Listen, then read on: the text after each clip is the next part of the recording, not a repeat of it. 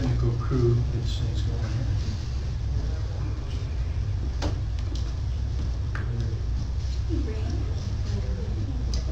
All right, we're going to start with the volunteer pension board meeting, and we need approval of January 17 minutes for the pension board meeting.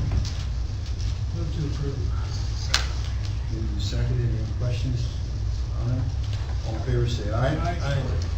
Okay, passed. Volunteer stipend increase. Yes, Mr. Chair, Board, this year we were able to increase the volunteer stipends and stay within budget. And we also want to recognize a couple of our volunteer officers that we have on the staff and give them a little bit more of a stipend just because of their supervisory position. So we were able, and I gave you a copy of the board packet, we were able to increase their stipends a little bit to help cover the cost of living and their responses in and out of the station. So it was pretty cool to be able to do that this year. All right, great. Thank you. Anything else for the pension board? If not, we will adjourn the volunteer pension board meeting and call the regular commissioner meeting order at 1:04 p.m. and we will stand for the pledge. I pledge allegiance to the flag of the United States of America and to the republic for which it stands, one nation, under God, indivisible, with liberty and justice for all. Okay, we're going to have roll call, and it should be noted that Commissioner McPhail has been excused. He is on vacation. And it's nice to see Commissioner Crawford here after his shoulder issues. So Yep. thanks for making it. And we'll start roll call. We'll start over here. Henry Hollander? Dean Berkeley. Rich Foster. Bruce Ansel. John Dutton. Jason Betterman. Joe Winchester. Is there anything public comment? Okay. Well, we will start right in with recognition. We have a special recognition here for Walking Lawns. Henry, would you like to explain how this came about? Sure, we were contacted, maybe a year ago, Steve, that Whatcom Lawns requested if they could take over the maintenance at our Weiser Lake station. And as you know, lawns and shrubbery at all of our stations can be a challenge, especially the amount of calls that the crews are running every day. And Weiser Lake is one of those stations that you don't make a point of going to. It's kind of a special trip to go to Weiser Lake. And so, yeah, we jumped at that opportunity. And originally I thought it was just cleaning up the station. I thought that was what they were offering. They came in and did all the edges and did all of the shrubbery and the bark chips. And what am I missing? I mean, it just trimmed all the hedges, basically did a 360 of the entire station. And I thought that was great.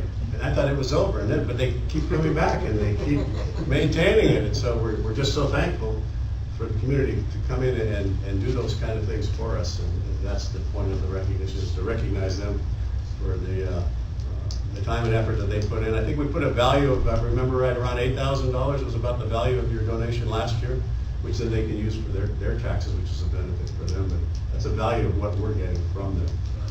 So for that, I think you have I do. a certificate to give. Steve, you want to come forward? And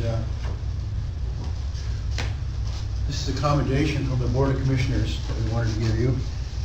Recognition for donating services to the initial cleanup and continuous maintenance of the grounds at Weiser Lake Station 70 in 2018. It's going on Facebook right away. All right. We're going to put it on our Facebook site. There you go. I'm sure that members of the board would like to shake your hand and thank you as well. We'll get you guys to stand in front of the logo there, and then I'll take a picture for our Facebook, and then I'll share it with you. For your Facebook. There we go. Move it that way. There we go. All right, ready on 3, 2, 3. Great. Dean Berkeley. Good job. Thanks. Thank you. Hey, thanks a lot. Appreciate it.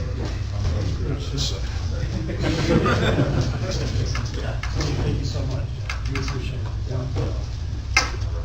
Thank you very much. Appreciate it very much. Yeah. Will we see you next year, same time? We'll be here. All I'll right. show you where my house All is. right. Bye-bye. Thank you. Thank you. I'd think that's the first time we've ever had that. That's awesome. That's a really cool thing that you're doing for us. How did it start? I think they just noticed that the station wasn't perfect, maybe a little less than perfect when they drove by. Yeah. Doing some other of their customers, I think they have other customers in the area, and so they wanted to just donate their time. And I think they're right in the area. I Yeah. think they're Yeah, right down the they're- road. We're not like next door neighbors, so it was an eyesore. Yeah. Well, actually, their office address is East Weiser Lake Road. Yeah, it's So on the they're- other side of the road down about a quarter mile. So they're right there, so it's kind of their neighborhood where they live. So they might have just got Do tired of they us have messing up the neighborhood. a sign or a plaque on the property saying They don't maintained currently, by? but Would that be maybe something nice on our part to offer to them to say, Yeah, I these like that. premises maintained by? Yeah. I don't know if that's a conflict, but I don't know. It should be great. That'd be a good idea. I'll, Add that to list of things to do. That's your spare time before you leave. and then before I leave, Yeah, no, before you leave. I'll make sure that happens. I'll take a picture of it and bring it to the next meeting so you can see where it is in the area. Great. Thank you. All right, we'll move on to oath of office. Ready? All right.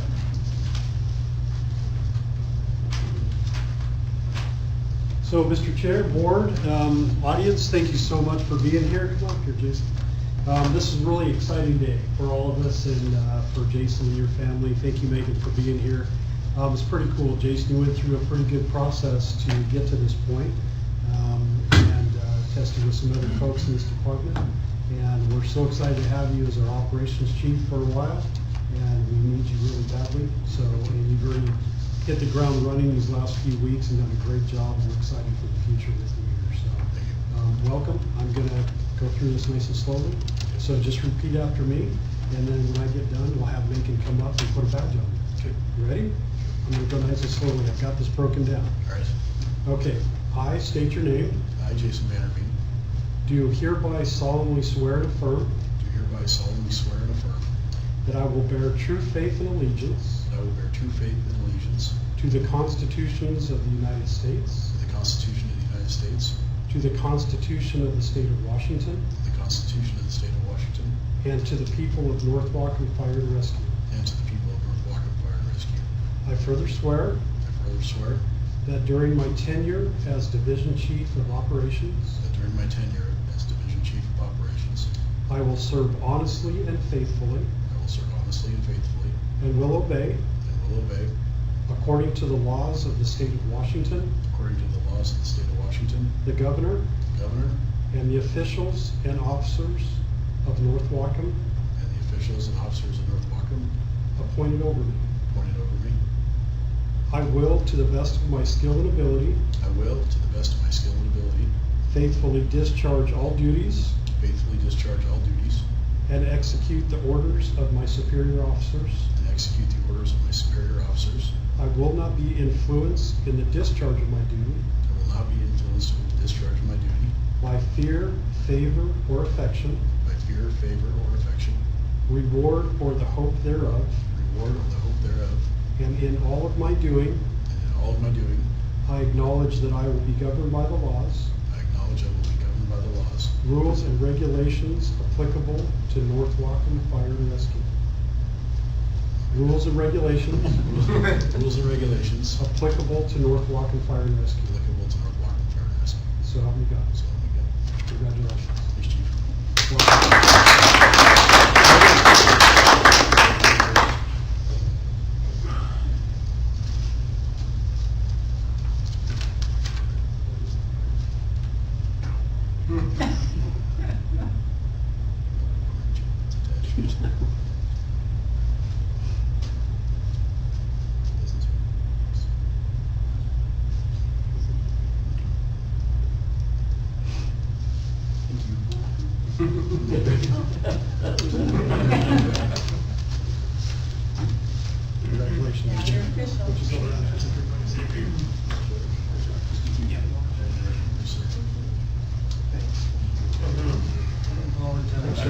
Sorry, great stuff. Thank you, sir. Police Chief.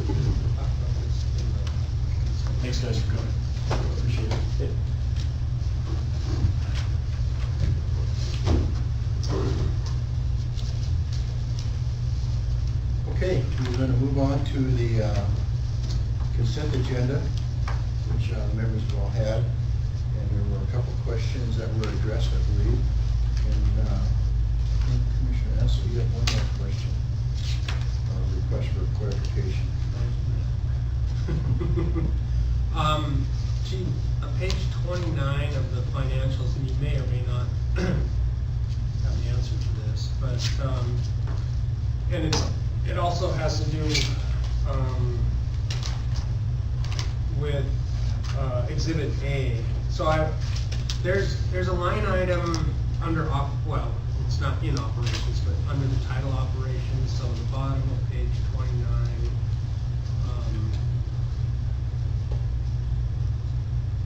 Let you get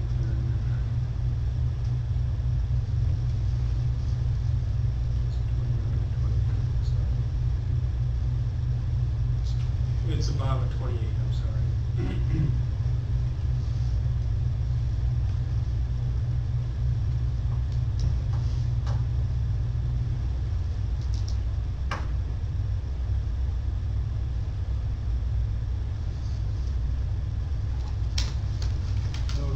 So you see the line says operations, and the next line under that is regular salary public relations officer.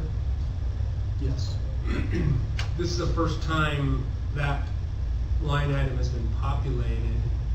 I went back to last year and it's not populated, and then when I look at the Exhibit A that we just got this afternoon, it's not populated in the, oh, maybe that's because it was a 2018 budget, so that makes sense. I'm assuming this is the future fire marshal position. That's correct.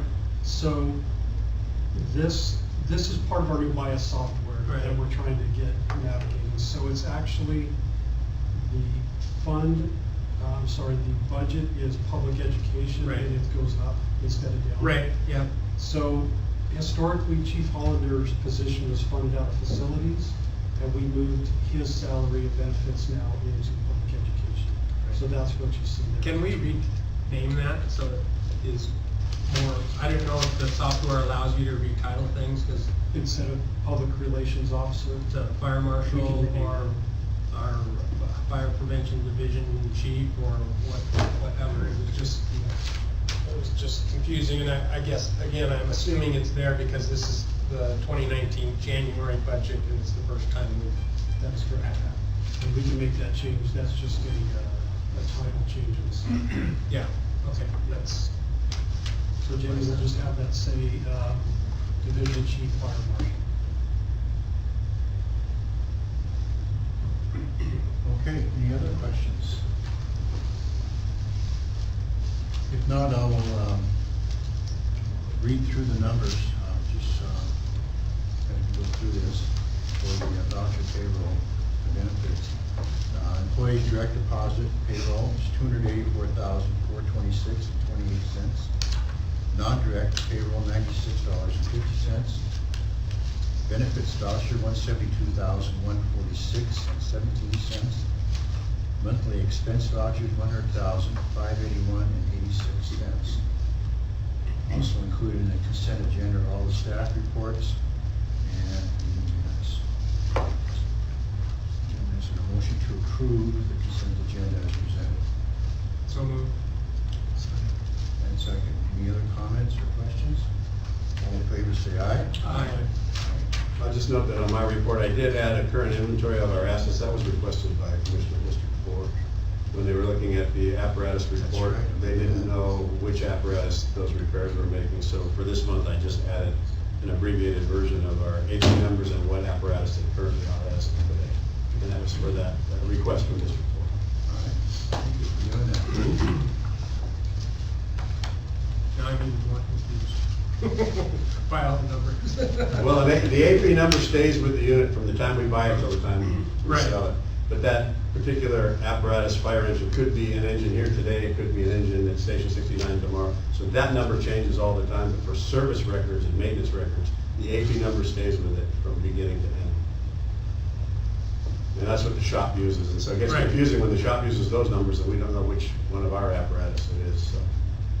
that chart kind of spells that all out. The interesting part for me in all of that was how old our apparatus is getting. I left the years in there just for that reason. Yeah. So you know what age they are. Yeah, which begs us to figure out what to do about I it. know, I prefer not to look at their age. That does affect our WSRB as well. I prefer not to look at my age. That's a lot easier to hide. All right. Okay, commissioner meeting reports.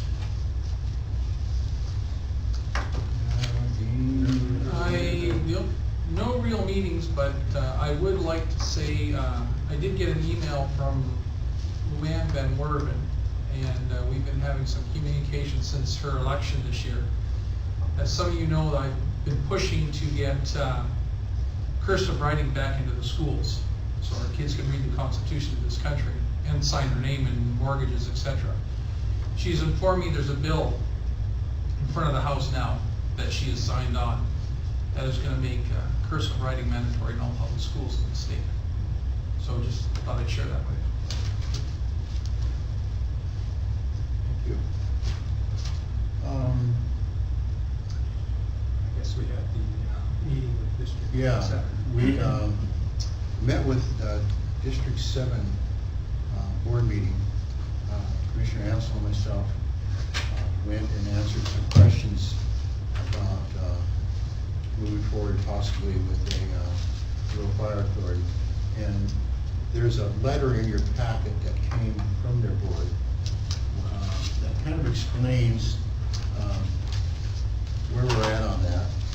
And just in a nutshell, they are interested in pursuing further talks on this, but they got a bond issue that is coming up, and they want to wait till that's finished before they do any formal discussions, and they don't really want to waste any kind of effort on that right now. They want to put all their efforts on the bond, which we totally understand.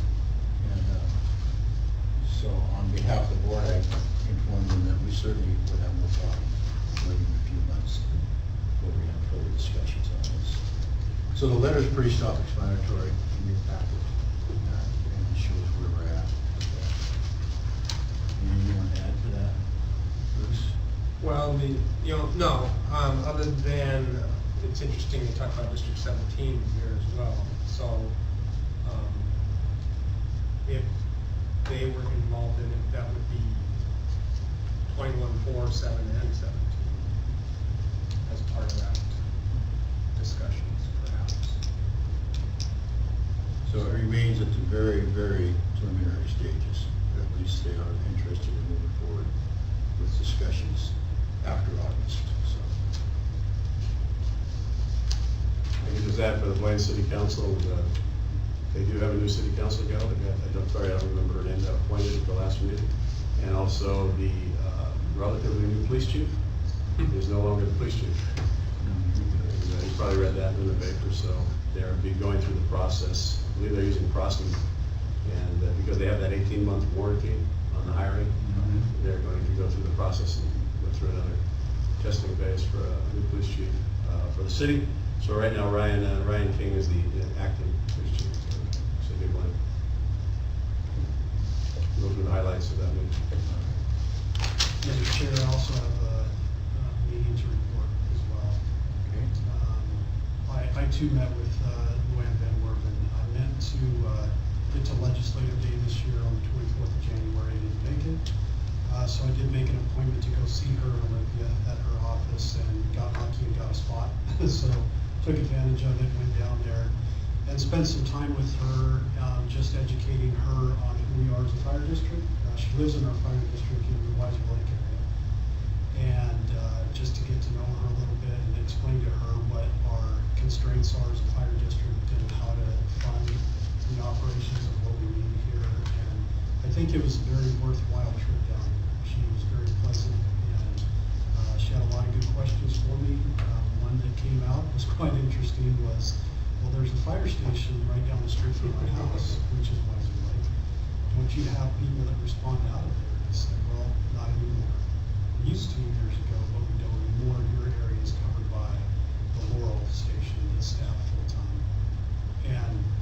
think most community members don't know things like that. They see a fire station and they think that firefighters come out of it. So it was a good meeting. I think it was very beneficial, and gave her my contact information, you know, for future use if she had more questions. So Good. it was a good meeting.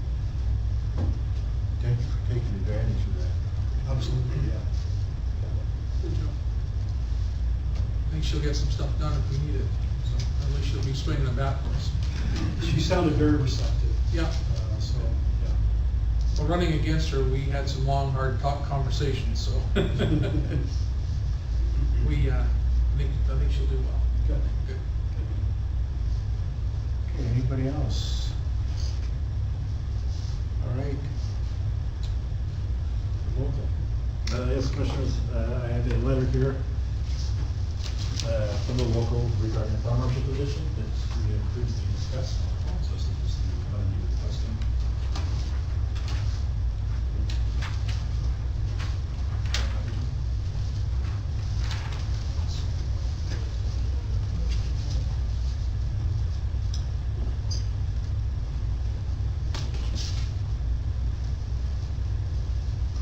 So this will be taken as information, and you can, take a look at it and, respond to it as appropriate. Since it wasn't, we just got it today, I don't expect you to take any action on it today, but I appreciate, you guys bringing it forward to us, and we'll take a look at it, receive it for information. And get a hold of you if we have any questions. Anything you wanna add to it, or? No. Okay. All right. I mean, this position's not normally held by a union. 106 is usually senior staff. It's usually a command staff position. We have had it, years ago, it was staffed as the division chief fire marshal by a man by the name of Jim Bleeker. This goes back I remember Jim. 10 years or so, maybe 9 years. At least 10. It's been a while. So it's been a division head position, non-represented. Oh, okay.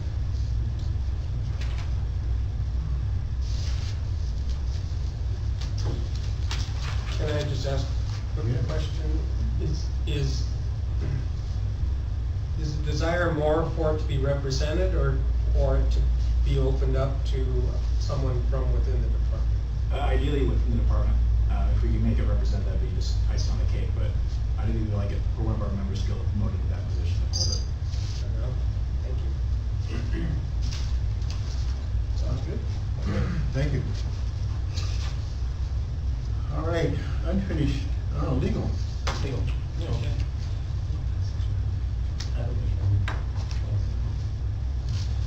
So, Commissioner Ansel had asked me to give a summary of the Paid Family Medical Leave Act, Paid Family Medical Leave Law, actually, it's not an act. And so what I have here is a PowerPoint that I've pared down. I've given this PowerPoint a few times now, and I just pared it down. I'm not gonna go over this in detail, because I don't think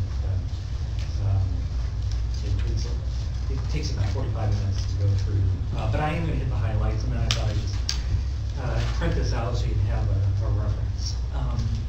So I'll refer to this various pages by slide numbers. If you look down at slide number 2, what I did there is just kind of summarize the various types of leave laws that we have right now, just to kind of give you the lay of the land. We've got the Family Medical Leave Act, which is the FMLA. We've got a state law called the Family Leave Act.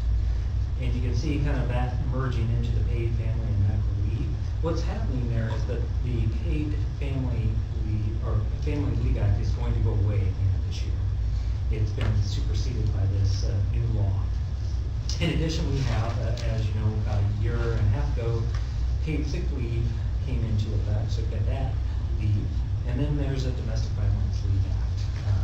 If somebody is experiencing domestic violence issues, they are entitled to unpaid leave.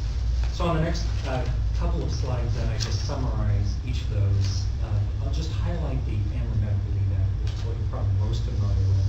That's 12 weeks of unpaid leave, and that's the federal law that applies to all governmental agencies, such as Fire District 21, but employees, and how many employees do we have there? Do we have 50? We have 150, so when you reach 50, then employees can take advantage of it. So the interesting thing is this law applies to all governmental agencies, but not all employees of governmental agencies can take advantage of it. If the government has less than 50 employees, they can't avail themselves of its protections. So, but here you are covered by employees who take FMLA leave, 12 weeks of unpaid leave. And you see down below that the Family Leave Act. This is going to go away at the end of this year. It just like FMLA provides 12 weeks of unpaid leave, gives you the right to get your job back at the end of your leave. Paid sick leave on the next one is just the 1 hour of sick leave for every 40 hours worked. As you may recall me saying a while ago, this does not apply to those folks that are required to sleep at a fire station. So essentially your shift employees are not covered by this. If you have a daytime firefighter, works 8 hours a day, 5 days a week, they would be covered because they're not required to sleep at the station. So there can be kind of a dichotomy there. So who that applies to. Domestic violence leave, we'll skip over that. It won't come up too often. Then you go to slide 7, and it just kind of summarizes what this new law is all about. Essentially, it's an insurance program, just like unemployment insurance, just like workers' comp. You pay into it, a fund is created, and employees that are entitled, that are eligible to receive money for having a serious illness, that money can be applied for. It's a portable benefit, which means there's an eligibility requirement. So you have to work a certain number of hours, but those hours, if an employee starts here and then goes to another fire district, those hours that they work here get carried along toward their 820-hour minimum hour requirement. And what it does is essentially provide some partial wage replacement for the designated family and medical reasons. So there are really 2 components to this: family leave. So if you're caring for a family member, or you get a new child, whether it's an adopted child or natural birth, foster placement, or you've got a serious illness yourself, you get to receive paid family or paid medical leave. Now, it's a maximum of 12 weeks, just like FMLA, but if you've got a combination throughout the year of some paid family leave and medical leave, you can get up to a total of 16 weeks, up to 18 weeks. If you're a female and you're having pregnancy issues, that's how you get to the 18 weeks. You get an extra 2 weeks for pregnancy disability issues. So you can get up to a total of 18 weeks. Isn't that discrimination though? No. Up to a total of 18, but most employees are going to probably be capped out at 12. If you look at the next slide, what this shows you is just kind of where we're at in the process. This is a phased implementation.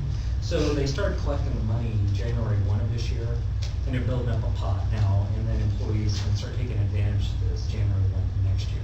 So as it stands right now, nobody can avail themselves of this. It's just all we're doing is building up money.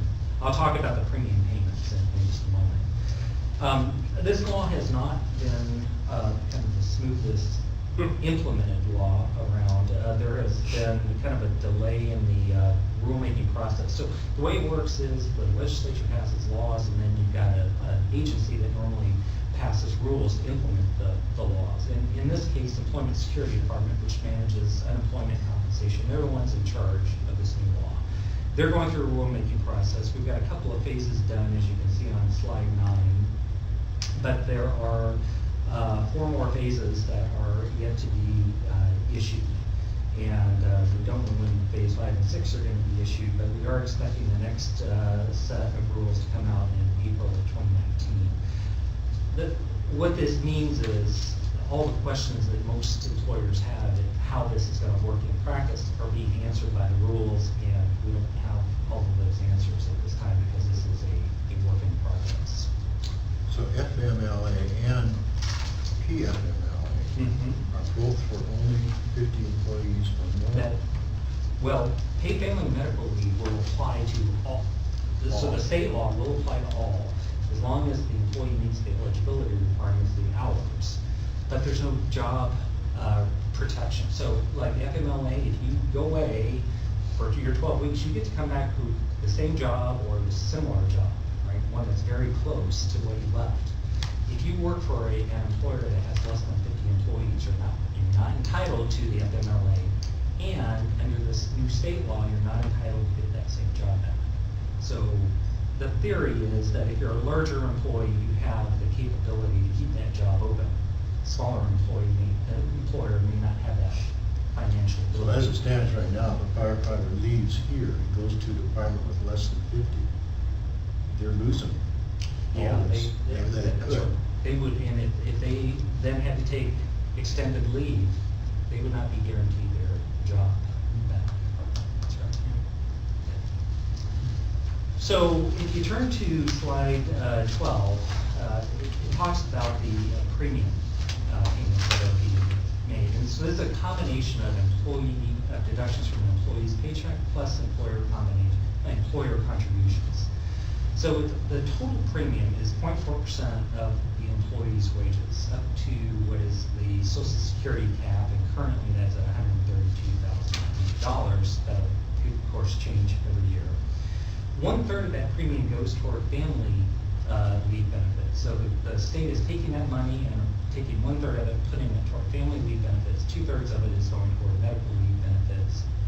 You can see that for the family leave benefits, 100% of that gets deducted from the employee's wages. And for the medical leave benefits, 45% comes from the employee and 55% comes from the employer. Now, the employer can, if it wishes, pay any or all of the employees' share of the premiums. But there's no legal obligation to do so, just statute's drafted that way. So if an employer wanted to, they could pay the employee's share. Go to the next slide, on slide 13, it kind of shows you a real life example in this just a quick and dirty example of take an employee that earns $5,000 gross pay in a pay period. So you got the total premium there, again, it's 0.004 or 0.04%. So the total premium for that month is going to be $20, and the maximum employee share is going to be $12.67. And the minimum employer share is $7.33. And the reason I say maximum and minimum is because the employer would pay all of that if they wanted to. Next slide, deduction rules. So we have to be diligent about this, because if you miss deducting the employee share from their paycheck, you can't catch that up later. You can't take it from future paychecks. So you gotta deduct it as you go. Next slide. If someone is on disability leave, those premiums still have to be deducted. So in other words, if they're taking advantage of their short or long-term disability policy, yeah, no. You can't pay it. I don't believe so. I think because they're not getting wages at that time, are they? Well, not. They're on disability, so Right. they're getting the disability payments. So I don't think the premiums get paid out during that time. And they can't catch that up. I mean, I'm trying to think about like left credits, like if someone's on a 6-month disability, they're not paying their left credits, but they're allowed to go back and purchase those, right? back. In this case, you can't go back and. No, but you're not penalized either. This is an insurance program. Sure. So it's not like you build up. Sure, you're not working toward your hour requirement, but assuming you met your 20 hours, you're going to be eligible. So the next slide just shows that for the employers that are less than 50 employees, there's some state assistance. Actually, that's a different slide, but it says here, no job protection for employees once they come back from the leave. And for less than 50 employees, the employer doesn't have to pay their share of the premium. They can, but it's completely voluntary. For employers, as like District 21 that have 150 or fewer employees, are eligible for grants for up to $1,000 per employee if you have significant additional wage-related costs, such as overtime, backfill, that kind of thing. And you're eligible for grants up to $3,000 per employee if you hire somebody in town, which probably isn't going to be the case here. But there are those assistance mechanisms available to employers of 150 or fewer employees. So the next slide just talks about collective bargaining agreements. There is a special rule for bargaining groups that had a collective bargaining agreement in effect as of October 1 of 2017, October 19th, I'm sorry, 2017. They're not subject to this. They can't deduct premiums from their pay until the agreement is opened up or a new agreement is signed. In this case, we do not have a collective bargaining agreement in effect as of October 2017. Did not. Did not. No. It was settled in 2018 after mediation.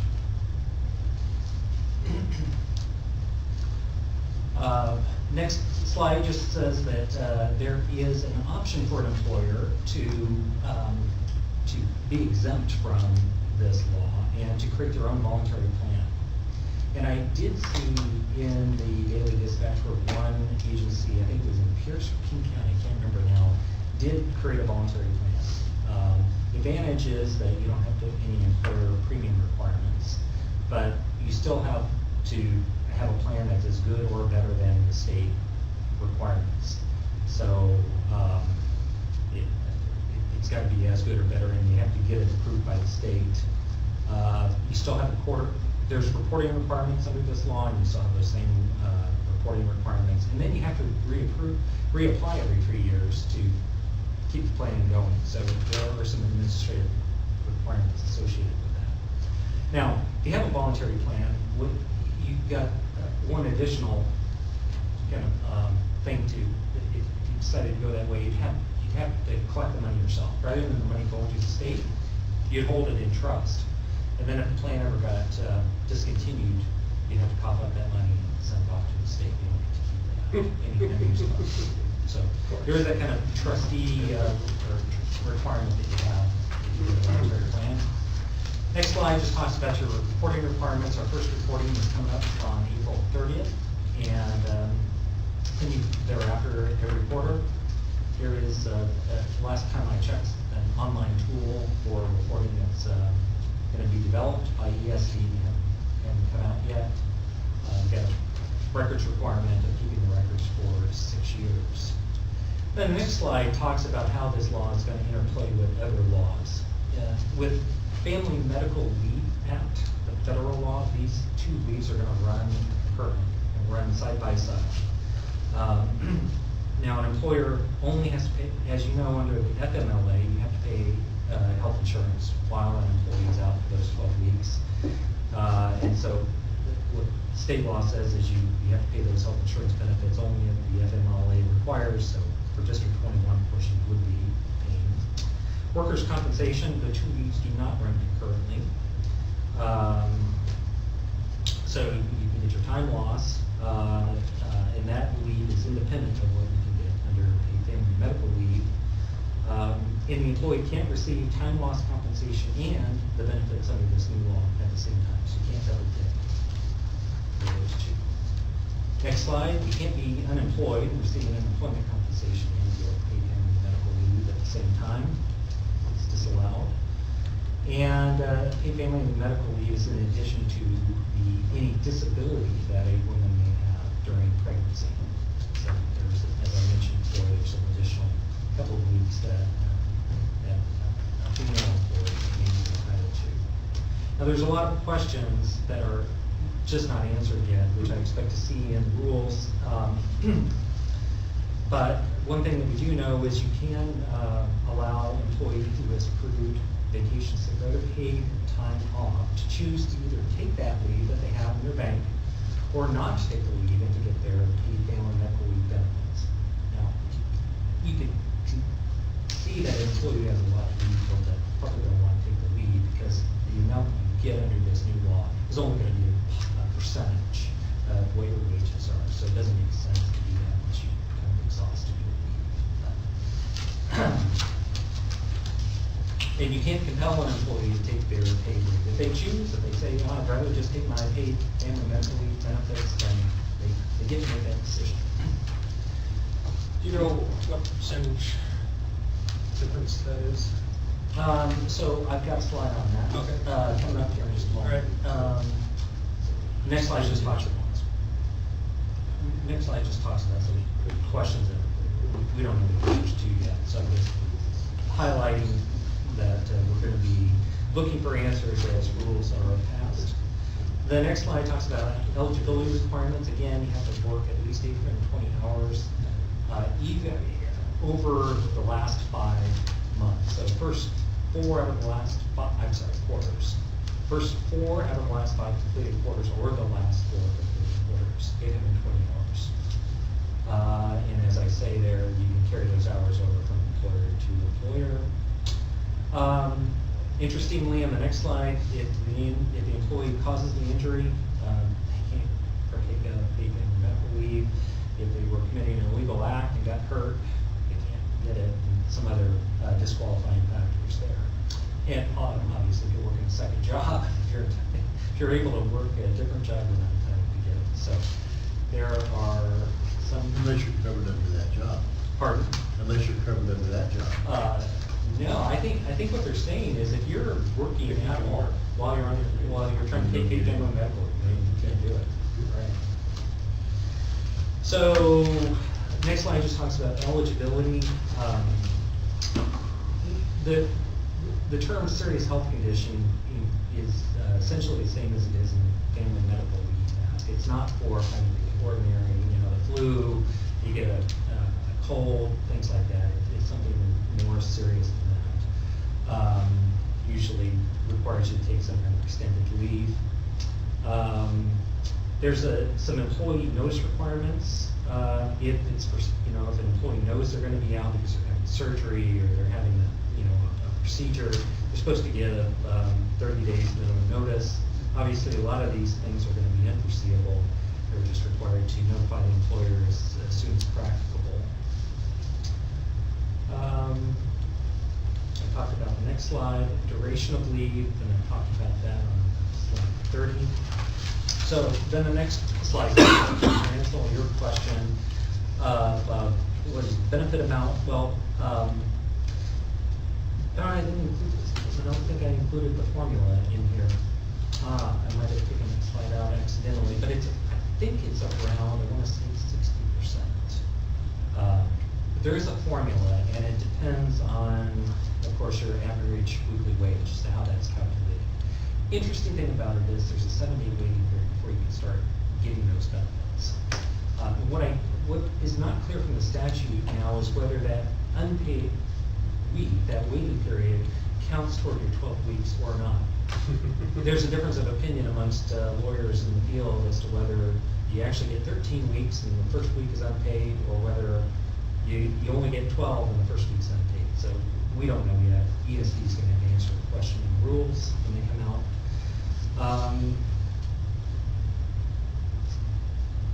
Intermittent leave is not strictly prohibited.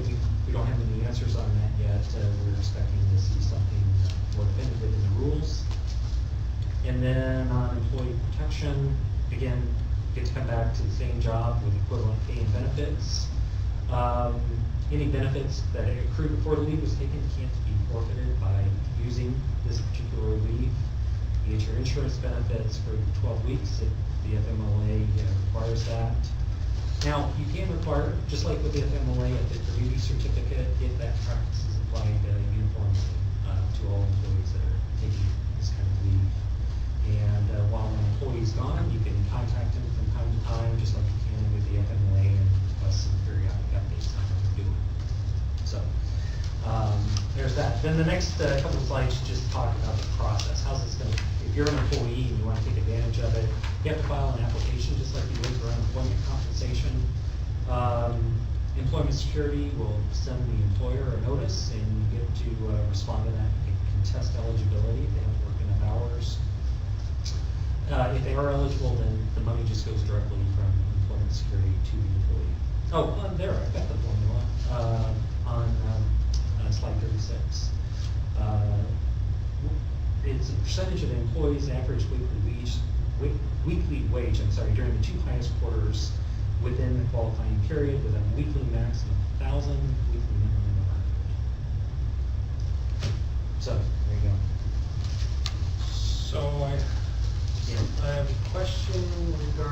collective bargaining agreement. Okay. Slide 16. What I heard you say is until we enter into a new agreement, this does not apply. So we had an agreement that was in effect on October 19, 2017. Then nothing applies to that bargaining group until that contract is opened. We didn't have a contract in effect on October 19, 2017. So this law does apply to our bargaining group. Premiums. Does apply. It does apply. Okay, Yes. I thought I heard you say it didn't. No, they can immediately take benefits, January 1, 2020 premiums, and consumer can deduct his, now from their paycheck. So everything is in effect with this market. Okay. Sorry. Misinterpreted. I see Joe shaking his head yes, so we are. We're collecting. That's We correct. are correct. We started January 1st. Thank you. Thank you very much. And are we still collecting from the commissioners' salaries even though We we're not have to. eligible? The interesting thing is, that is under review, but commissioners are deemed to be employees at the present time. And so, premium should be deducted from those stipends. Until further notice. I do a 12-week sickness coming up. You can't use it, yeah, right, you can't use it, but you have to pay into it. We gotta work 820 hours. Very good. Thank you for that. Yeah, appreciate it. Unfinished business, fire chief improvement process.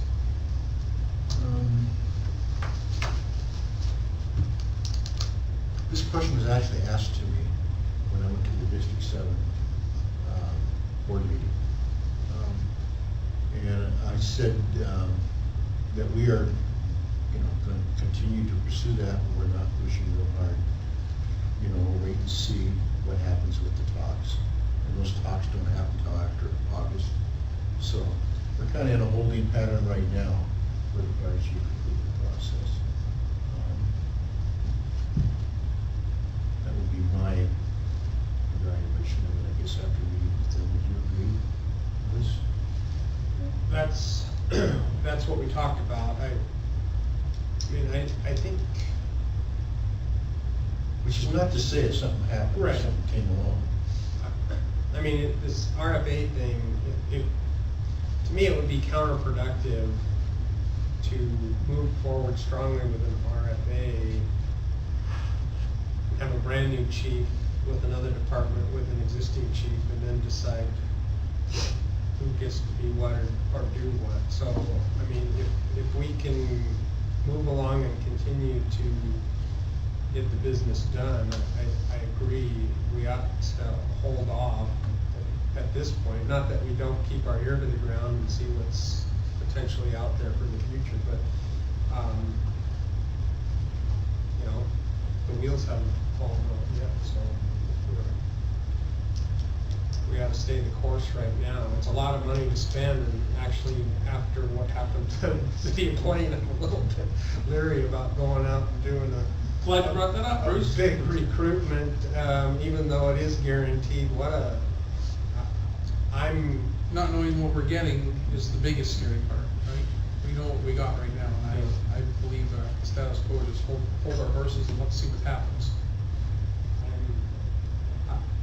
I don't know what the legalities were, but I think there's a lot of people wondering what happened there and why. If you read the editorials in the Northern Light, there's a lot of unhappy people about how they went about the severance and so forth. And, I guess we're not going to allow that. And even having said that, if we move forward with the RFA process, and there's no guarantee we will move forward. We may meet once or twice and say this isn't going to work, but even if we do work forward, I think all of us expect this could be a multi-year project before it's actually all put together. So this is not going to be a fast-moving thing. So yeah, I kind of agree with what I'm hearing here. We just kind of in a holding pattern right now. Let's keep on. John, any feelings on that? No, you're right, you know, if you're gonna develop an RFA, that's gonna take some time. So, something happens with time.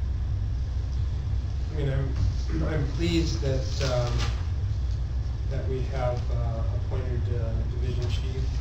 And hopefully, you know, Jason's gonna be able to take some of the load off and handle the operations issues that were certainly a burden on the chief for that this time to do both of those tasks. And, you know, we need to obviously figure out what's gonna happen when Chief Hollander leaves. I know what's gonna happen. How we manage that position as well as, the facilities issue or maintenance, whether we hire a position for that as well or what we do, so. I guess it depends on the workload burden, and I guess we'll leave that up to the two chiefs to tell us how it's going and if they're able to manage it or if we need more help, so. Let us know. So what is the board's desire? Do we want to keep this as a line item for unfinished business, or do we want to take it off for now? I think take it off, just, and maybe revisit it back in April, after the first quarter. After August, you mean? Yeah, sorry, after August. Either that or let's see, March, April. We have our joint meeting in April. It probably would be worthwhile having that discussion with District 4, just to keep them in the loop. Have an update then. And they've been CC'd in all communications before that, so that they're up to speed on all this as we go along as well. So that's good. Let's leave it on for another month and then we'll decide. We're gonna pull it out for March and put it back on April. We could do that. Take it off in March, put it on April. Let's do that. Then we'll decide after April. All right. Mitigation revenues, action requested. Yes, board, we had visited this a couple of months ago, and you had asked for our district attorney to review some of our mitigation contracts. And since that time, he has done that and replied back to us and said that our suggestion to allocate $39,881.63 towards our LTGO bond fund was appropriate according to the contracts, and it fits into that criteria of mitigation. And so we ask action taken on that today, that we can reallocate some of those funds to there and help to reduce our obligation towards, which is ladder 63. And we've done that same process in the past as well. At the end of this year, that will be paid in full. So this will help to reduce the overall burden of that fund. And we were also going to get sort of a spreadsheet on the monies and the timeline of the up to 5 years.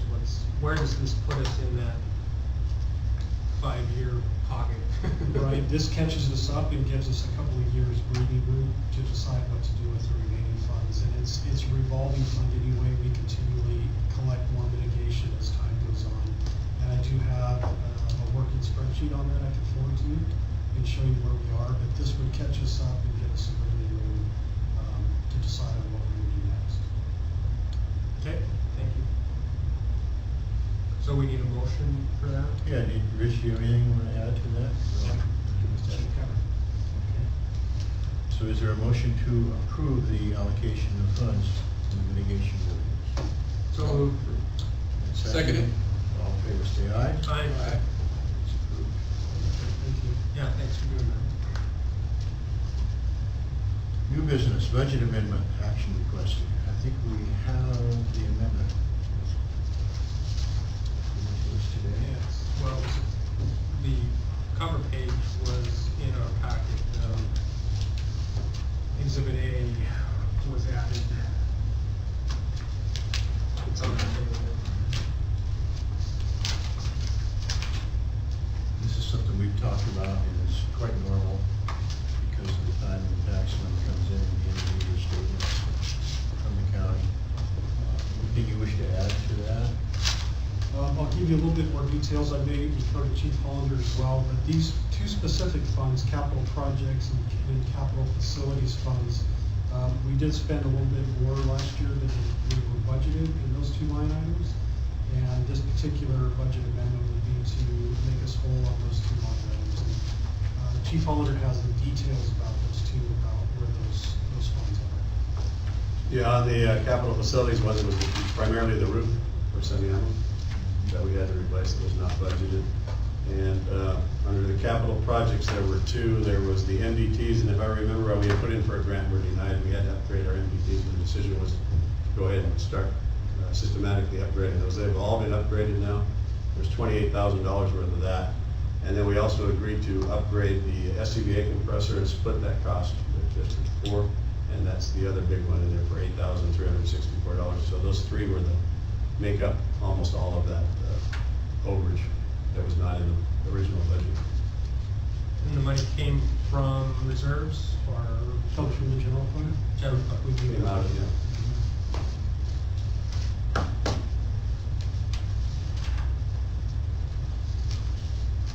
Okay, is there a motion to approve the budget amendment?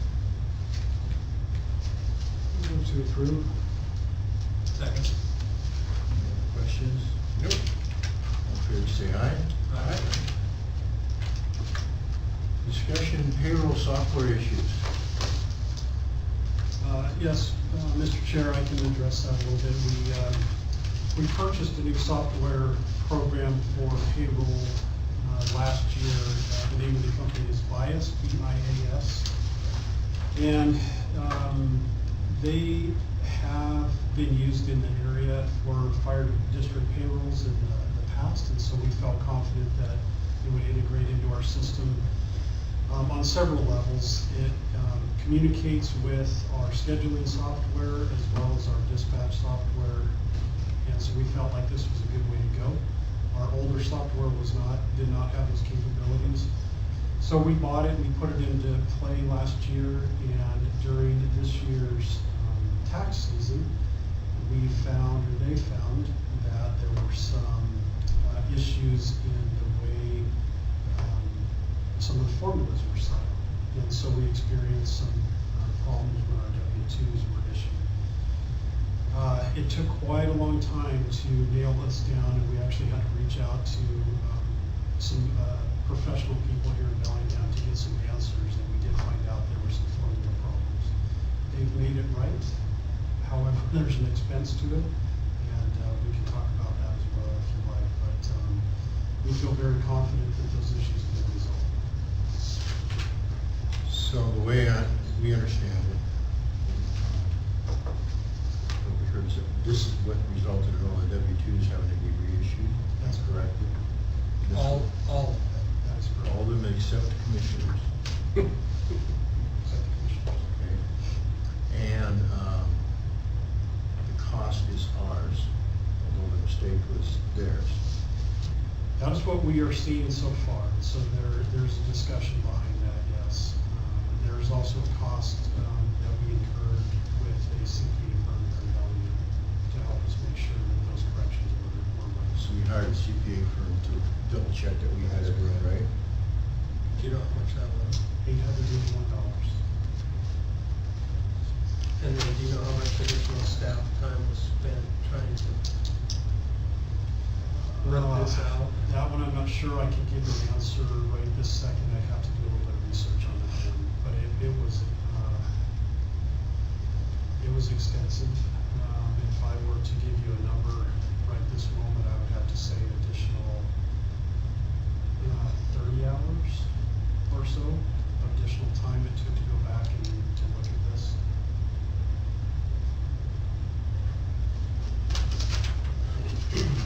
So we had,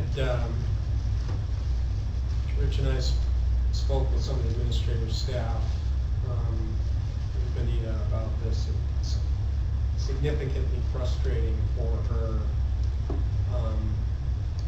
when this happened, because she's a very conscientious person, and it's important to her that the employees get accurate information, and doesn't like the fact that this sort of reflects contracts back on her, which it certainly wasn't her fault, but I know she spent many sleepless nights worried about this and trying to get it right, and it's my understanding that she even called the representative from Bias more than once, and felt that there was a mistake, and they assured her that no, everything was right.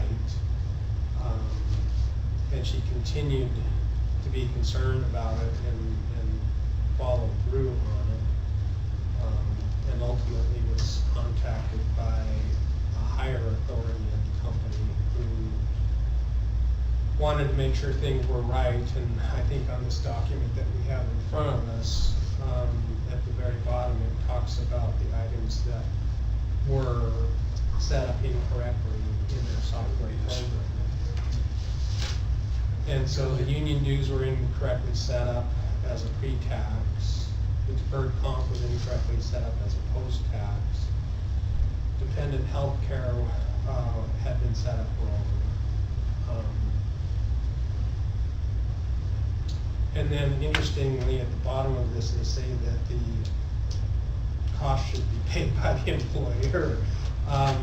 And I don't know if that's the Bias people or if this is the CPA people. But That's the Bias people that are saying yeah, that. so I think No, we no, should- this is, no.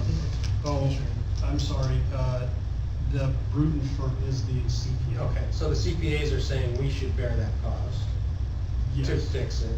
well, And I'm- that's what they charged us. Right, Yes. right, so, okay, I see. Not So to fix the software.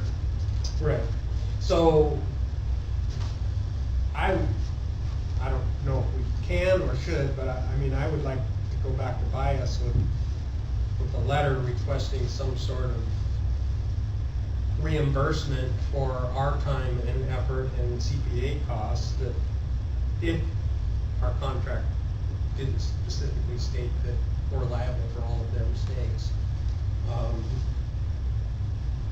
And maybe have our attorney write a letter to them saying that, you know, we're concerned by this and we appreciate the fact that it's now fixed, but it led to a lot of extra staff time and inconvenience to the employee group and additional cost to the department, and we'd like to be reimbursed for that. Do you know what the contract with Bias is, how much we pay them for this? Well, it was, I don't know, Heather, if you remember, it was there was a one-time fee, I know, for the software package, and I think there's an ongoing. It's an annual fee, but I don't have it But I memorized. don't know what that is. Two questions, Joe. We'll get that for you. On this whole thing, that Bruce basically hit the point. First of all, when we bought the software package, they were paid to set up the software payroll package for us in Whatcom County in the state of Washington, correct? Yes. Period. Did Benita program the software package? She just caught the error.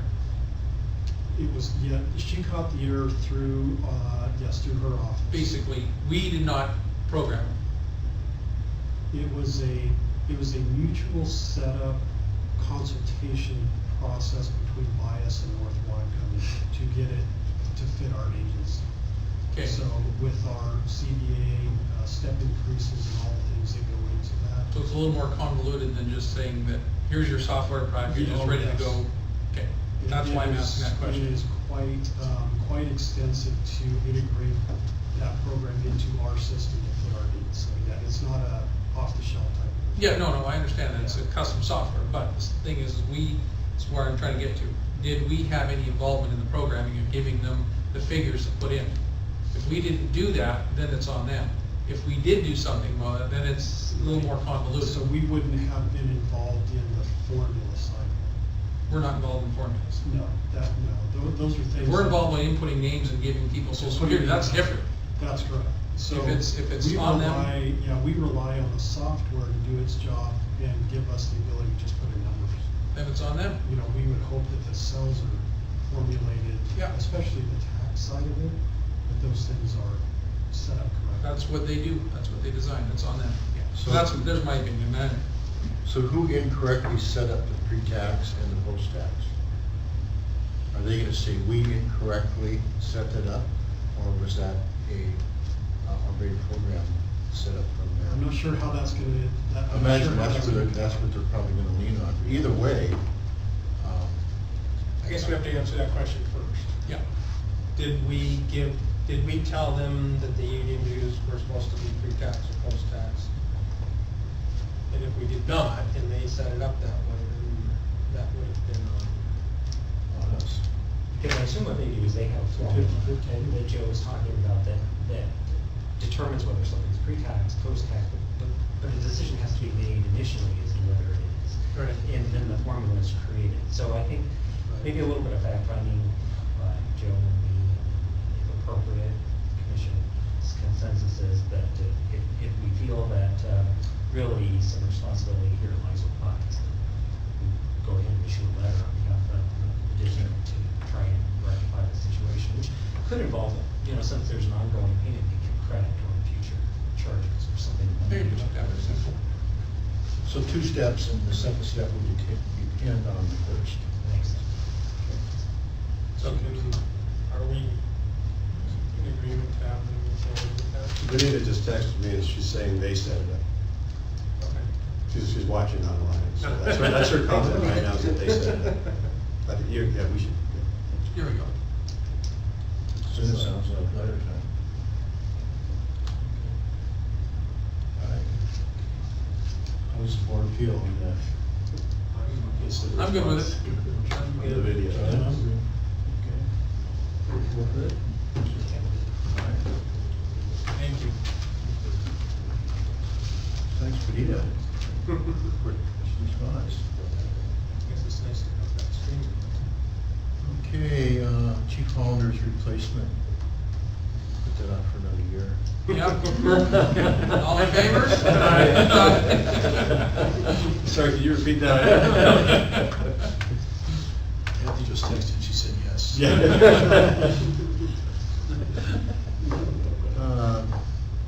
Anything to report on that?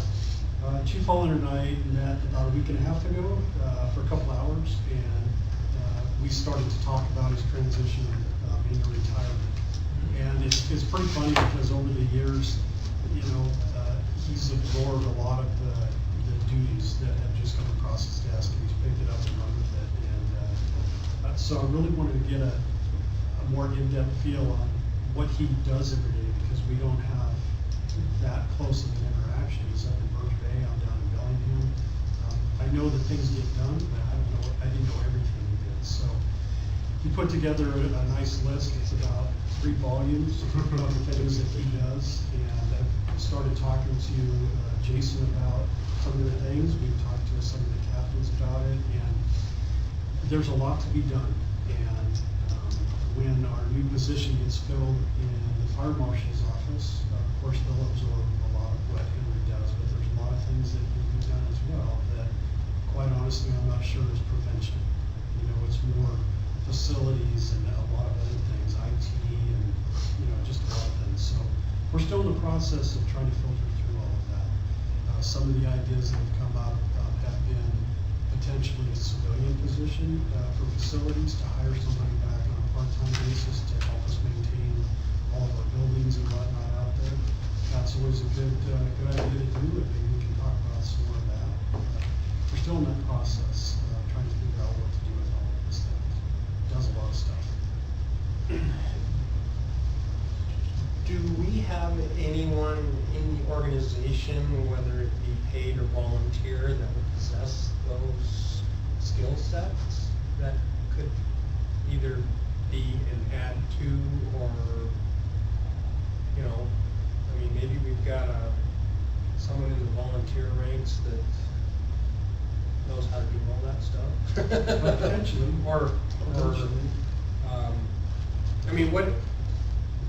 Hard to say, but how many hours a week on average would be spent on the facilities and maintenance piece of what you do versus the fire prevention, fire marshal duties? Is it a 50-50 split? On average, because No, it's I not know- 50-50, it's so intertwined, right? You're just Right. doing one thing while you're doing the other. But if you were to make that like a civilian job, I would think it would be probably a day to a day and a half a week.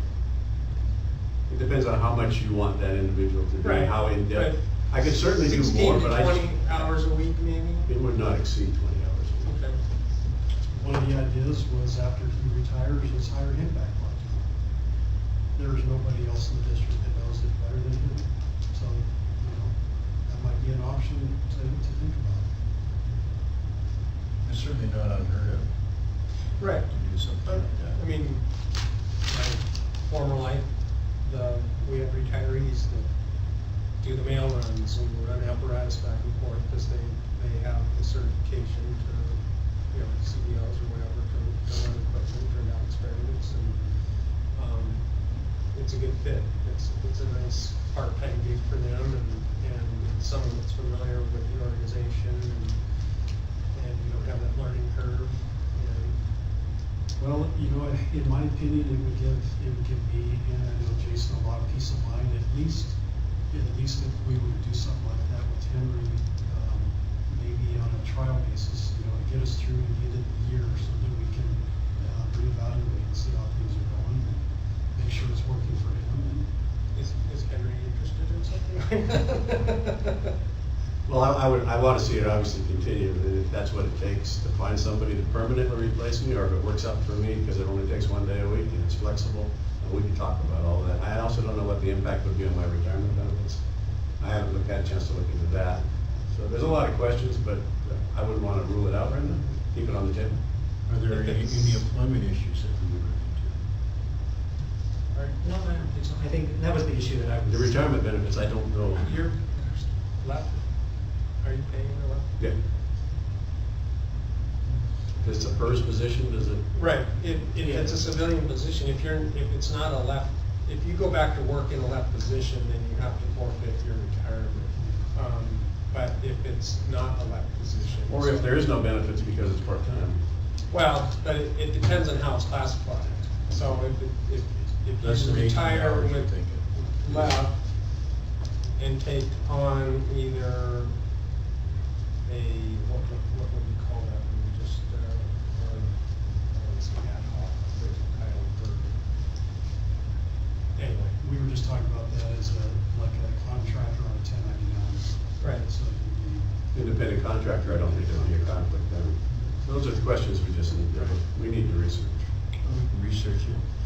Well, it certainly would give us some wiggle room if you were willing to continue in that capacity until we can figure this whole thing out. And when I say I'm only spending a day or a day and a half a week on facilities, now that's the minimum. I mean, a lot of facilities need a lot of stuff, I Sure. just don't have enough time. Sure, no, that's I what mean, I'm I saying. could spend 30 hours a week and the buildings would be gorgeous, right? But it's just how much do you want to put in, Right. how much do you want to maintain? Well, I mean, Pretty much, I'm just keeping them Right. open. I think it's a 20-hour-a-week position personally, but that's just, I mean, we've got a lot of facilities, we've got a lot of equipment. And I think you could, and if we're talking computer fees too, I think 20 hours would be. How did computers get tied into the facilities? Well, they were always there. They've always been, because they're inside the facilities. And mitigation and. I see where this is going. It's like a yard sale, it's in the yard, it's, You know, as long as Battalion 76 goes away, that's the biggest. well, we may, At home time again. in all seriousness, we may find out, if we start this, that it should be a full-time position. Yeah. We don't really know until we start going down that road. You add some other We start jobs to it. defining all these It would be nice to be able to test that before Right. we jump in with both feet, so. And I guess I would be willing to do that. Okay. Thank you. Let's pursue that a little bit. Thank you, Henry. All right, fire authority we've already talked about. Go ahead. Do we, I mean, we've all got our little booklets now. Do we want to start sort of gearing up at all? I mean, is it wrong for us to maybe form a committee before we embark on that process to just kind of do some of the groundwork here before we jump in with anyone else? Is there any reason why we can't do that as a board here gearing up for an RFP discussion. You can form a committee of Yeah. just this board? Yeah. You can do that, yeah, just. And it probably makes sense to do that, just to get a jump start when August rolls around and District 7 is coming up. I mean, I think, you know, there's a lot of things we could do ahead of time to be ready to go. One is just get up to speed, and, you know, talk with labor some more, and administration, and just find out what our wants and needs are. And kind of go in ahead of the game rather than behind when we get started. Well, I'm looking at their second to the last paragraph on District 7's letter, where they're saying, in the interim, we would like to perhaps work with some response agreements and joint training opportunities with your district. So, I mean, they're already thinking too, maybe in the interim. Well, that, to me, that's sort of separate with, you know, the chief. But I mean, the and- process of Right. looking at this. I mean, I can see that being more of an administrative opportunity, but we as a board maybe to start gearing up and getting up to speed. I would be happy to be on that committee, just to get started. Besides, I don't have to go to read it. If the board is interested, I have some really good friends down at Puget Sound Regional Fire Authority. I know the fire chief there very well, and he has offered for free to send some of his experts. Who was the chief there? Matt Morris. He came from Nevada, and he's been their chief now, I believe, right in a year or so. Do you know what? But he's offered his assistants to come up and chat with us and tell us what they've done in the past and how their fire authorities come together. Right, and then we've got Kent that did it. I also mentioned, Valley Regional. Brad Redding was the chief at Snohomish Fire District 1 when they went through the RFA, and he's retired now. Okay. Lives in Anacortes. So he could also be fairly close by, so if you were gonna form a committee, you needed somebody on a regular basis to kind of consult with. Sophomore, too. Mhm. Right here in the backyard. So, I mean, if, I'm okay with it if you wanna start pursuing that, okay, and then maybe ask for some more help down the line, maybe another member of the board would like to work with you. So, okay. I mean, it's obviously gonna require some meetings, and that's up to the board's discretion to say, yes, go ahead and go to some meetings. I would be willing to do that if the board is agreeable to I'm agreeable. No problem with me. We might have the That'd be district good. board member that would want to participate. I'd like to learn more about it. Right. I'm not sure I fully understand what the regional fire authority means versus what our district is, so I would really like to understand more of that. Did everyone get a book? No, I, yeah, no, you have a budget book. Budget book. I didn't bring the other ones because I didn't think you were all gonna be here, so I gave you two one Okay, last so week. maybe if we can get those distributed. Yep. Because there's plenty of information in there, of which I need to read as well, but, I mean, I just feel like I'm not educated either on this, and I've actually sat on a process many years ago and still am confused, so. So you could actually help educate us. huh? Well, that would be the plan, is as I gather information and insights, I can bring it back and maybe give a report now and then. I think it'd be good idea if you're gonna really do that. I will do that. Okay. Port Bellingham mitigation waiver request. Can we, I think you wanted to. Yeah. Board on that. So as you know, we've had our mitigation program in effect now for 8 years, 9 years, something like that. As of last August, the city of Blaine has adopted impact fees. And so that's kind of replaced, they've adopted our mitigation fee into their impact fees. So this particular project for the Port of Bellingham is down at the harbor. And they're taking an existing building that has 22, basically a mini storage, 22 units that store the fishing gear for all commercial fishermen for the most part.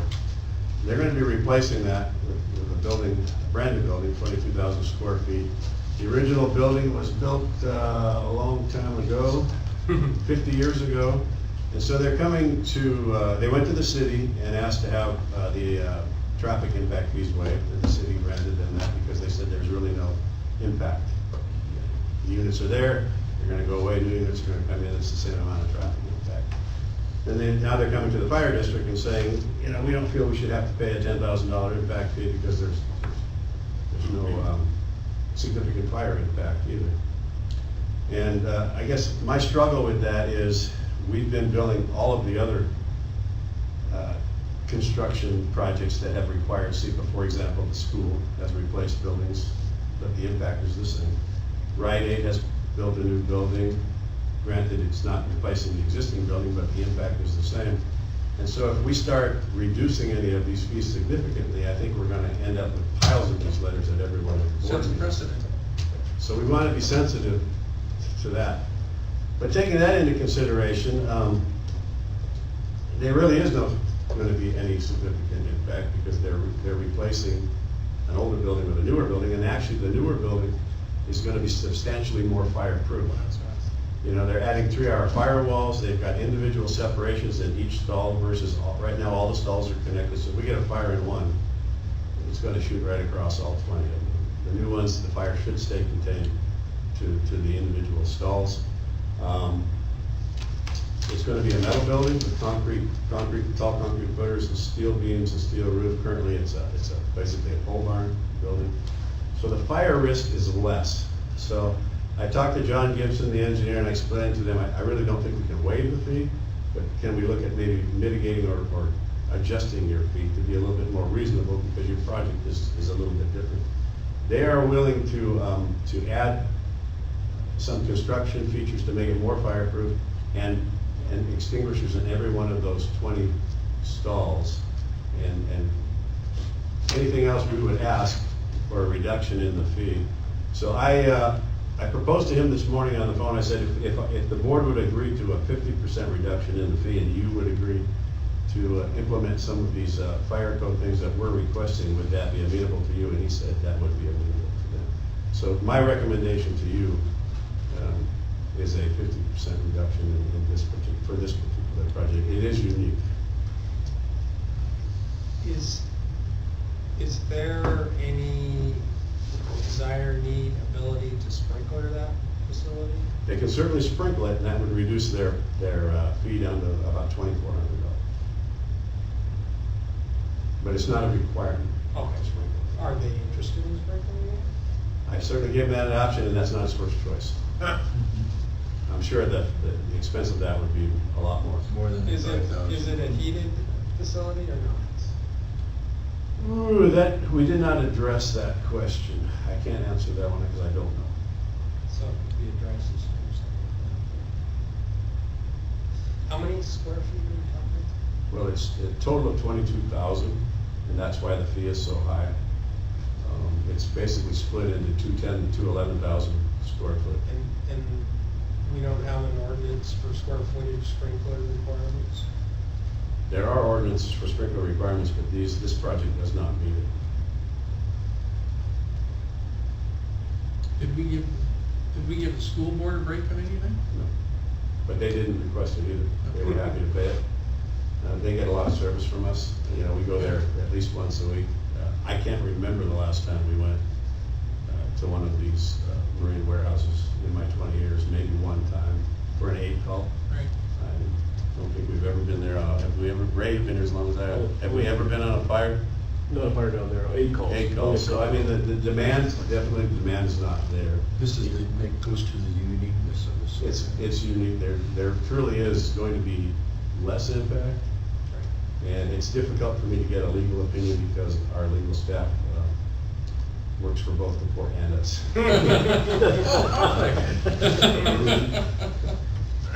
But I was led to believe that if we could come out with a mutual agreement, that would be best for both parties. So your recommendation would lower the 10,000 to 5,000? Yeah, and actually the 10,000 number is not quite right. It's a few dollars off. So I would just say a 50% reduction. That would be my recommendation.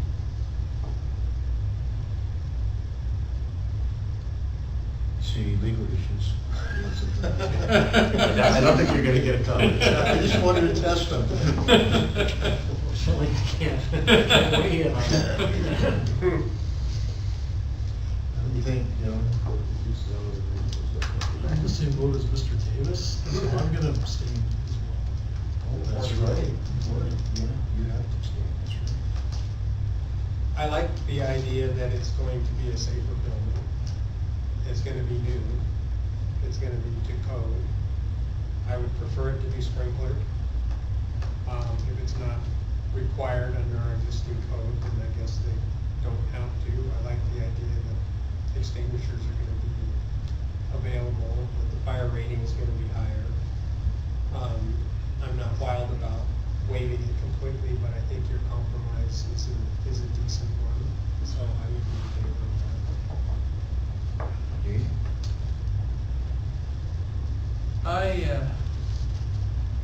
I'm have to tend to agree with Bruce, even though I would prefer any credits go to our school district than the port. But in lieu of the situation, a better building and making it safer for the people down there, yeah, I'm good with that. We should handle this as a motion. I think that'd be best. So the motion would be to accept the recommendation of Henry, that we lower it from 10,000 to 5,000 for this, that we lowered 50% for this, 50%. this one-time unique situation. It's still substantially higher than a sprinkled fee, because that's only like 12 cents a square foot. This would be 50 cents, 49, so we'd be dropping it to 25 cents a square.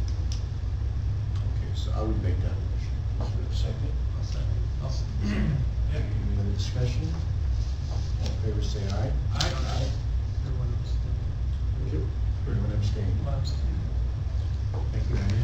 Commissioner, would you like us to draft a response letter with that information on it?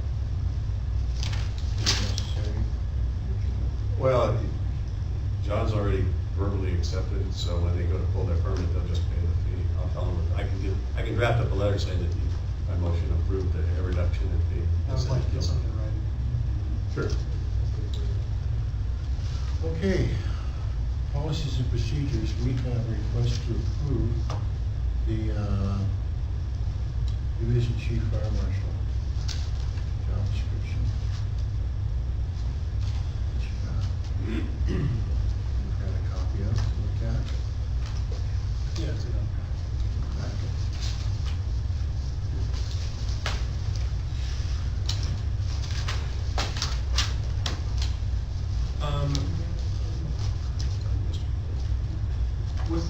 Did this policy exist as a fire marshal policy Yeah.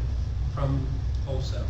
This was an old policy that needed to be refreshed, so we went through and we refreshed it to meet current fire marshal job descriptions and educational requirements and that kind of thing. Most of it remained the same, but some of the changes were simply just in the educational and certification requirements.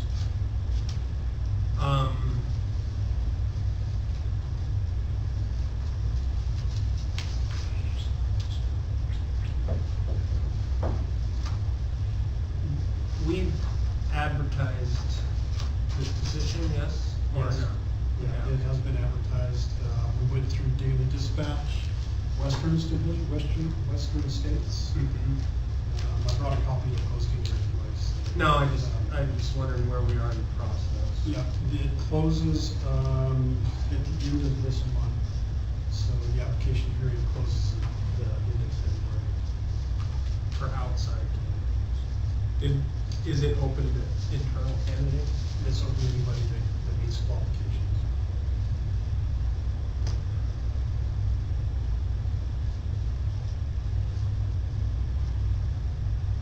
The only, I guess, I don't have any problem with policy per se, except that we now have this letter from the local, and I don't know what the specific issues are that would need to be changed in the requirements or in the timelines to accommodate an internal candidate. And I guess my question to you is do you have any objections to an internal candidate? We have one. I mean, not, I mean, if we could work with someone internally to make this happen within a reasonable time frame.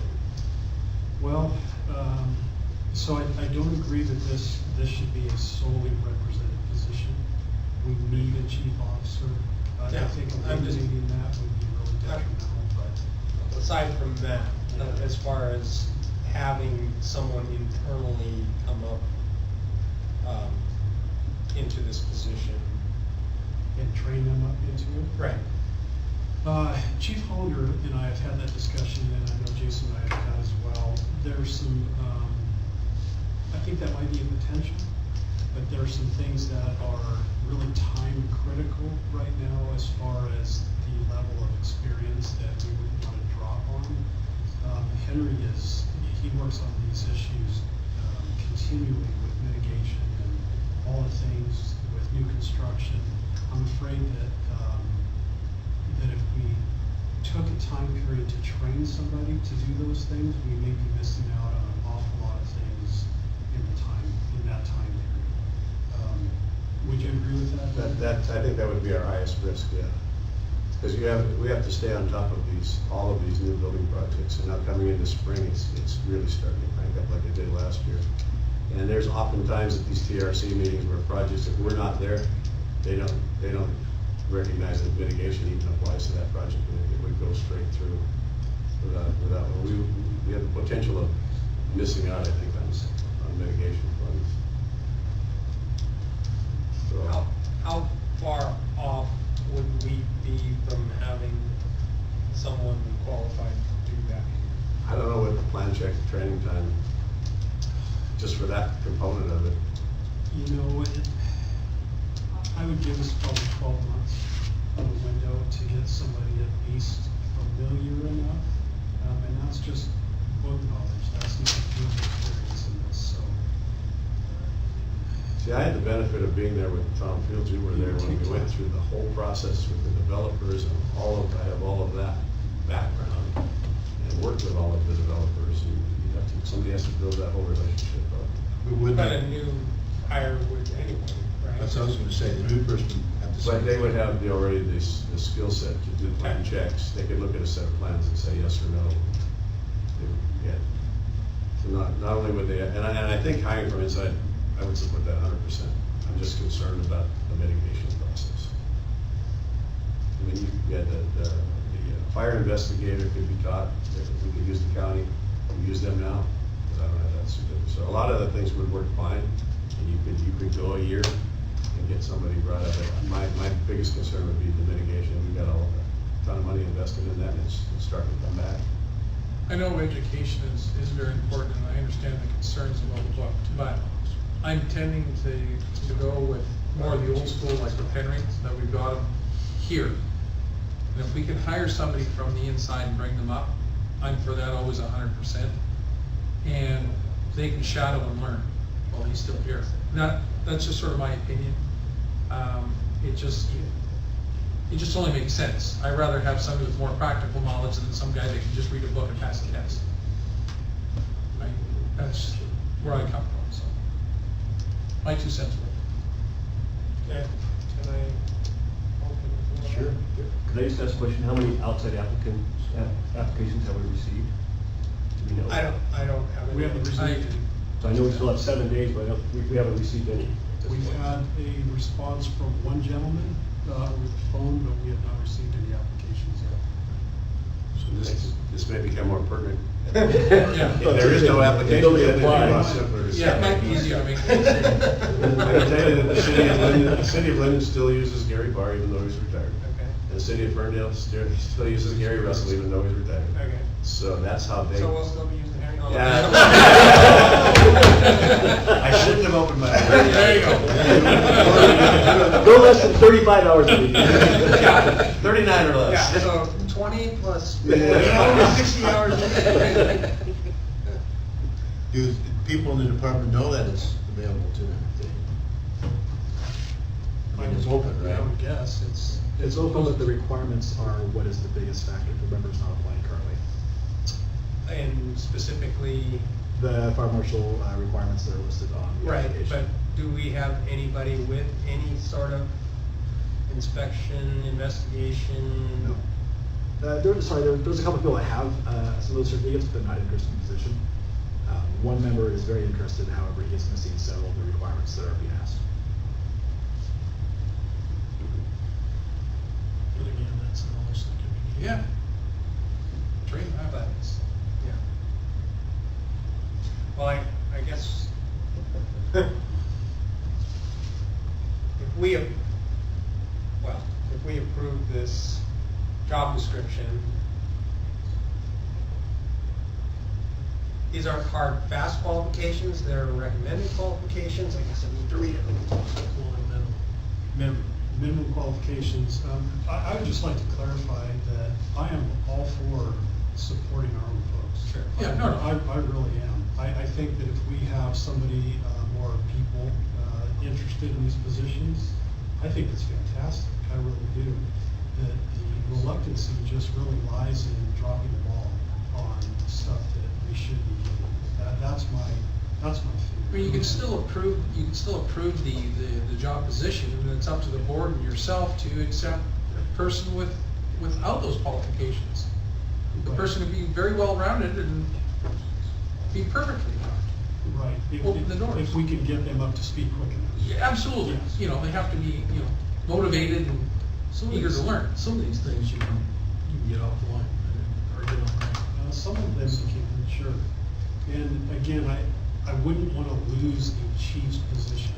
That's something I don't, Right, no, yeah. we have to have that for a lot of reasons, we have to have that. And I can see down the road, as we build our prevention division, to add positions to that may be a representative position. I think that would be really great.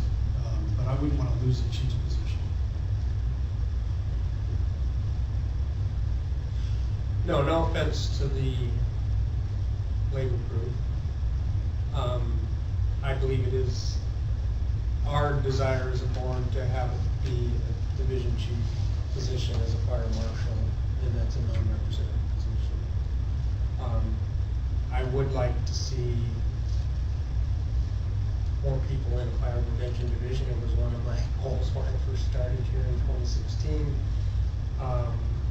And maybe, with time, that's where we go, as we bring up inspectors or pub ed people or whoever that fit in a prevention division managed by a division chief.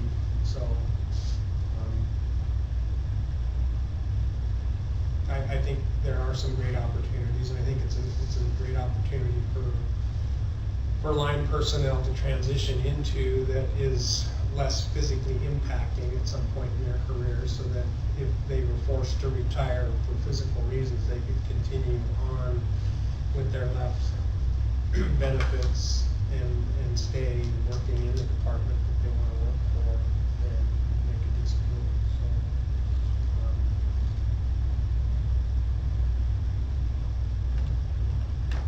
I know you want to move forward. I know you want to get this done. I guess we can approve this, knowing that we may. There's a lot of times you have a job description, and if you don't get the qualified candidate, you modify it, correct? Sure. Or you make an exception based on other experience. So this is the desired qualifications, but they're not cast in stone that we could potentially modify for any candidate. And if there is someone in the department who would really be good for this, but has not met the qualifications, if he's willing or she is willing to get them, make a case to it, to us, I think we'd be open to Absolutely. it. Show us that this person can do it. I would recommend that we get through this recruitment period at the end of this month and see if we have any applicants, which it's only next week, and then that'll be closed. If we have no applicants, then I think that's a great time to reevaluate and maybe come up with some ideas to do something like this.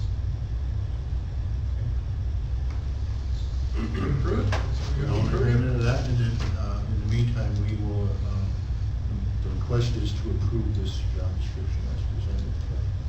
Is there a motion to do that? I'll make the motion. Is there support? Second. Any other questions or discussion? No, I think that's fair. All in favor, say aye. Aye. Okay, it's approved. Okay,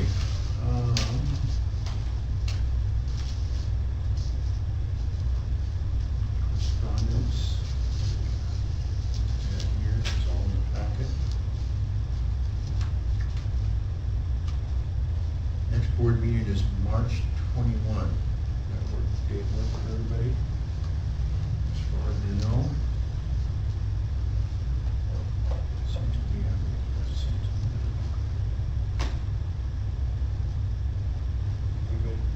Good?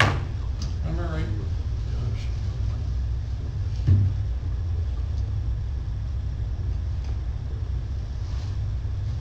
All right, I'm good for that too. Okay, agenda items for next meeting, anything, let's see. Any unfinished business we need to have on here? Are we involved in the CERT training? Yeah, other than probably providing facilities. And then they do bring us in on occasion to teach certain the training department could be involved in some of the training components. Other than that, we don't lead it or do any of that. Okay, no public comment at the end. So we're gonna have a short executive session for, RCW 40.30.110, subsection G, evaluate qualifications applicant for employment or review performance. We expect this to last 15 minutes. Maybe we'll take a 2 or 3 minute break and then start that. Does that work? All right, good job, cameras.